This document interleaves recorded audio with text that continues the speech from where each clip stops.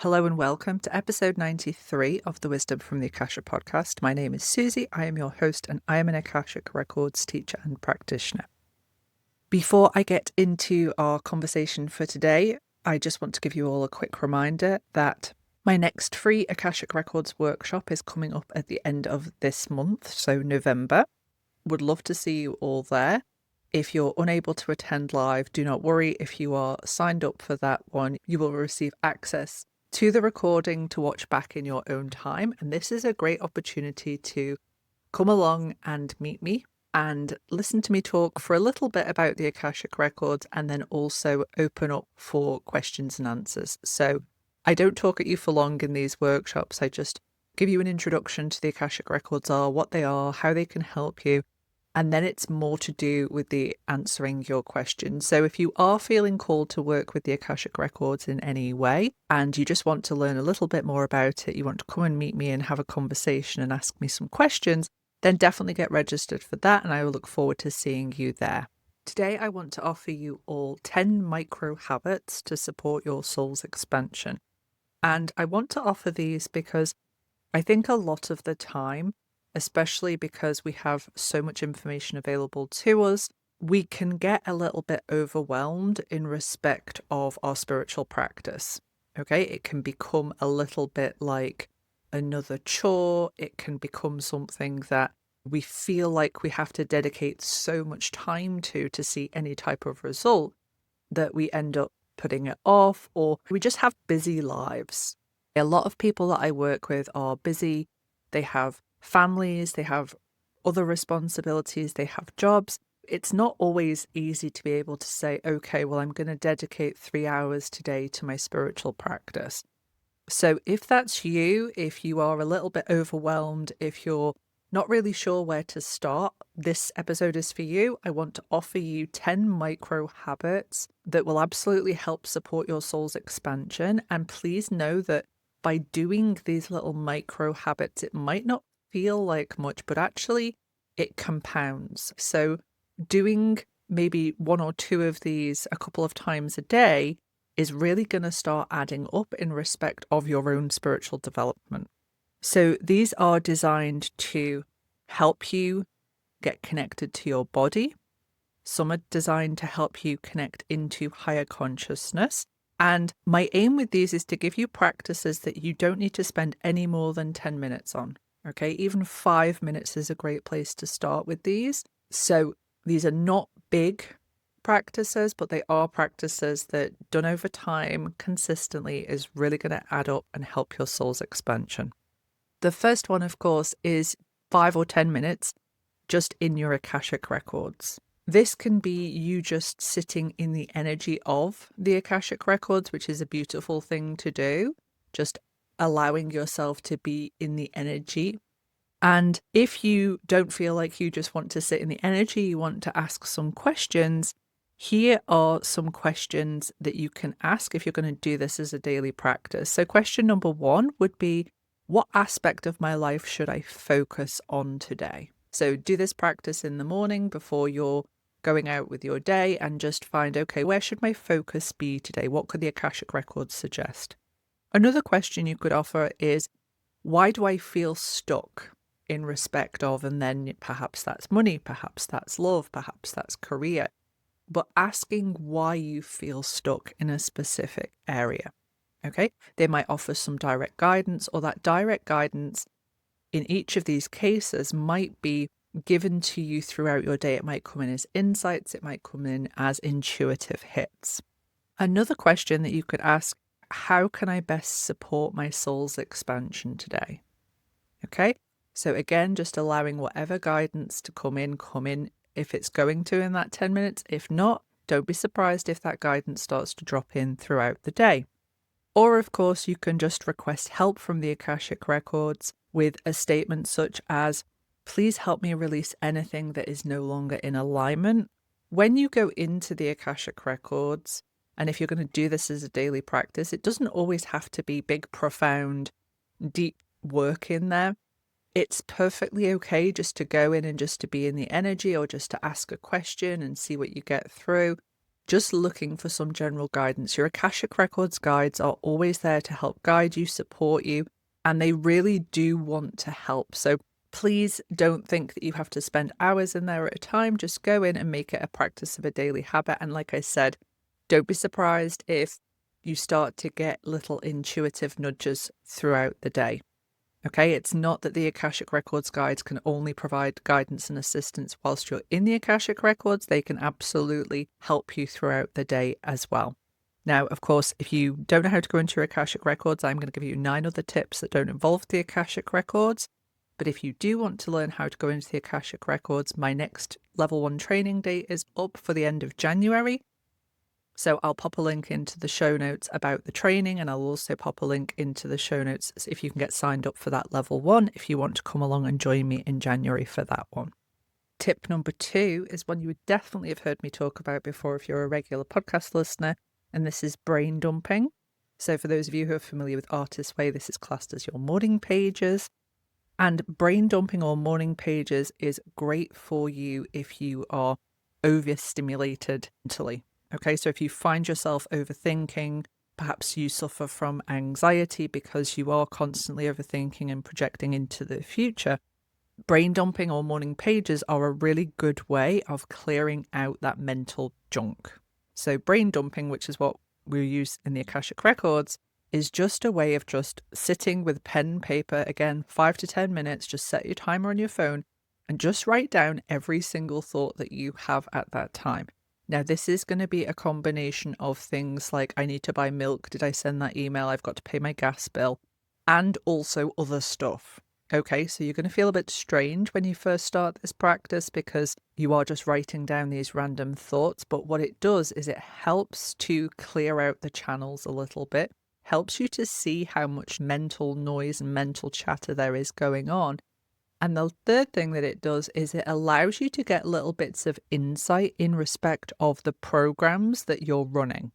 A lot of the times, the programs that we are running just kind of run on autopilot in the background. And by doing this process of just writing everything down that comes in as a thought, first of all, you're becoming the observer of the thoughts rather than identifying and getting attached to the thoughts. But then you're also able to see, oh, that's interesting. I've got this recurring thought coming up. I've done these brain dumps for 3 days now, and this thought keeps coming up. You're then able to identify certain programs that you have running, and then, of course, you can work to deprogram. So work to get rid of those programs. So that's a really good one if you are someone who does suffer from this overthinking. The third tip, and again, you will have heard me say this one before, is get out in nature. Okay, preferably go for a walk. If not, just sit outside. No headphones, no podcast episodes, not listening to anything and paying attention to your surroundings.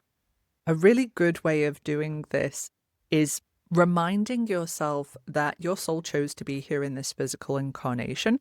So you can see yourself, this physical manifestation of your soul, as reporting back to your soul, to your higher self, about the physical experience. So look at this beautiful plant. Look at this amazing creature. Really try to involve yourself in the physical reality. This is going to be very grounding for you, so very good for the root chakra.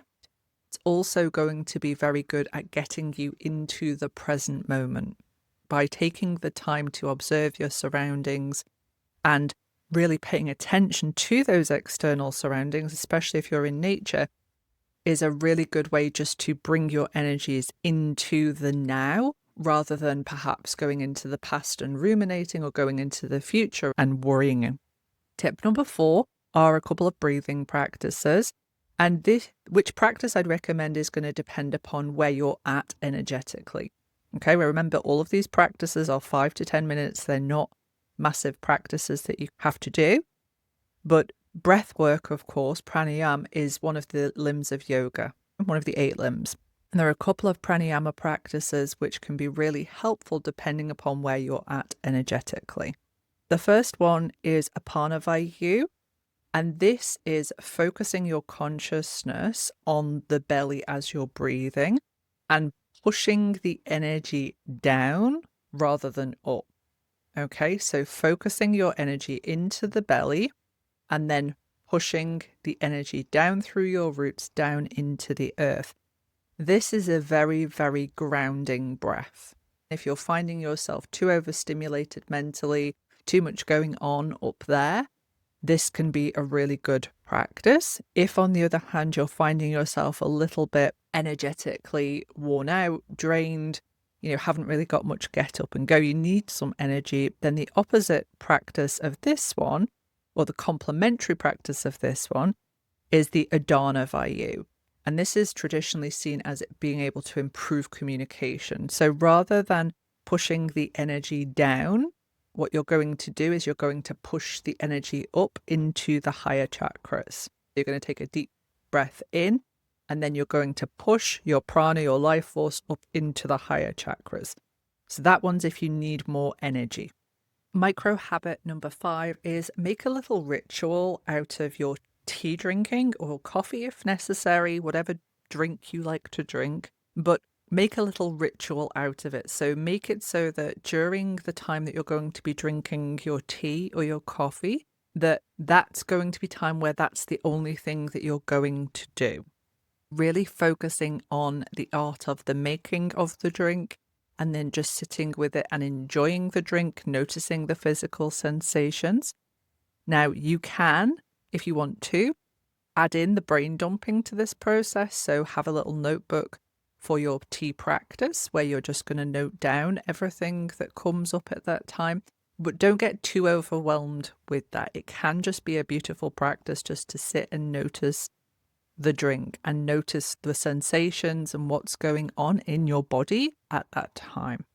Micro practice number 6 is the discernment and resonance practice, and I'll link a copy to a YouTube video that I made where I go into this one in detail, so you can go and have a look at that if you want to. But the discernment and resonant practice is all about feeling yes in your body and feeling no in your body. So it's feeling truth and feeling what is not true. Very simply, you can just say a statement out loud that you know that is very factually correct. So for example, mine would be, my name is Suzie, my name is Suzie, and feel what that feels like in your body. Okay? Then you can say something that is clearly untrue. So my name is Bob, my name is Bob, my name is Bob. Okay, that's untrue. It feels different. If you want a deeper explanation in that one, go ahead and check out my YouTube video on that one. The 7th micro habit is a body scan, and you can do this anywhere. This doesn't have to be lying down or in a specific space. So if you're busy working in an office 9 till 5, you can just nip off to the bathroom and do this one. But this is turning your focal point, your consciousness, into the body. So this may be to focus on an area that is specifically causing you problems. So maybe you've got really tight shoulders, or maybe you've got a sore knee, and just sitting and focusing your awareness on that part of your body. Now, sometimes what you'll find is that the energetic stagnation that's causing the discomfort will actually move just by you focusing your awareness on it. Focusing on that body part that you're drawn to and asking, what do you need from me today? Okay, is there anything I can do to help? So you're going to speak to your body in the third person. If you find this particularly difficult, you can just do this from bottom up, and you can just tune into your toes and say, right, how are my toes feeling? Okay, how are the soles of my feet feeling? How are my ankles feeling? And just work your way up if there is no area specifically calling to you. But it can be really useful if there's an area specifically calling to you to tune into that. Micro habit number 8, and this is absolutely one that you can add into your tea or coffee drinking ritual, is causal realm or imagination play, daydreaming. This is such an underrated way of really starting to tune into your soul, because what you're doing by going into the energy of imagination is you're actually raising your consciousness. And a lot of you will have shut down this faculty because you'll have been big daydreamers as children, and you'll have been told by parents and by teachers, stop daydreaming, stop imagining, get into the real world, stay in reality, and all of that stuff. And this is not a call for complete dissociation. or escaping reality completely. But this is a call for more time in the imagination energy. So not thinking of how do I get to where I want to go or anything like that, but thinking of what are my dreams? What do I want to do with this incarnation? A lot of the time, we can get very bogged down in the day-to-day and the busyness of life, and just taking 10 minutes to play in this imagination energy is going to help your intuition no end. There is a huge correlation between imagination and intuition, which I'll do another episode on in the future. But for now, just allow yourself to daydream and not get stuck in the mechanics of something or anything like that, but just really have fun with it, explore that realm, and don't judge yourself for what comes up. Micro habit number 9 is read one page or one paragraph of a spiritual text and digest it, contemplate it, just think about it. Think about the words that you've read, read the words over again. This comes off the back, of course, of the episode that I did on reading spiritual books. So if you want more advice on that, then definitely go and check out that episode. But this can be a really good way of just bringing in new ideas, activating certain wisdom within you, and just letting the ideas play in your mind. And the last micro habit that I've got to offer today is abiding in love.